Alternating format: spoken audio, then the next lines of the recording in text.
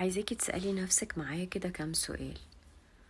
أوقات كتيرة بنكون بنحب شخص قوي، أوكي، وبحاول أقرب وأعمل حاجات وما باخدش منه أي حاجة زي ما أنا بقدم.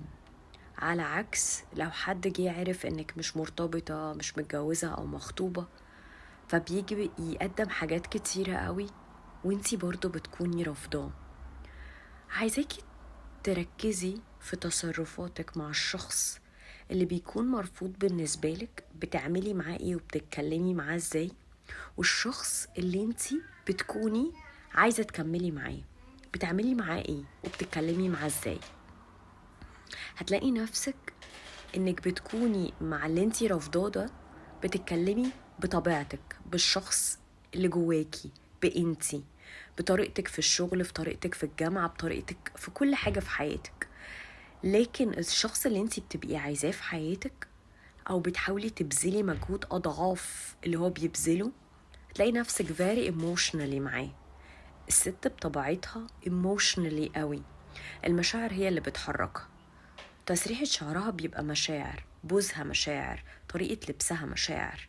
فكل حاجة أنا بكون حساسة sensitive قوي مع الشخص اللي أنا بحبه، فابدأ أركز هو بيكلمني إزاي، بيعمل عشاني إيه، بيهتم بيا ولا لأ، بيركز معايا ولا لأ.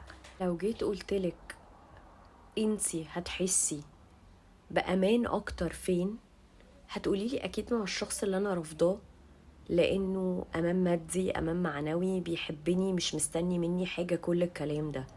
لكن التاني أنا مش واثقة فيه، أوقات كتيرة ما بيردش عليا، ساعات بكون محتاجاه مش موجود، بس أنا بحبه، قلبي بيحبه.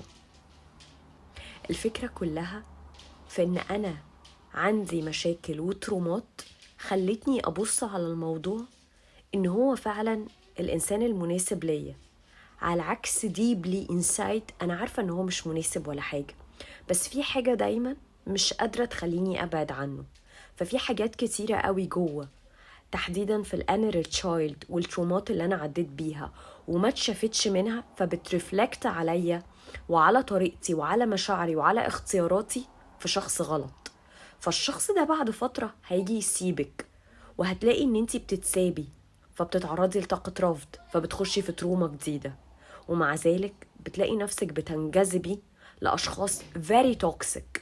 لكن شخص سوي، شخص بيحبك حب طبيعي، ما بيعذبكيش ولا بيألمك، هلاقي نفسي ان انا مش عايزاه، ان انا مش حباه، ان انا مش مرتاحة معاه. عايزة علاقة دايما يبقى فيها قلق، يبقى فيها attachments، تعلق بشكل مش احسن حاجة.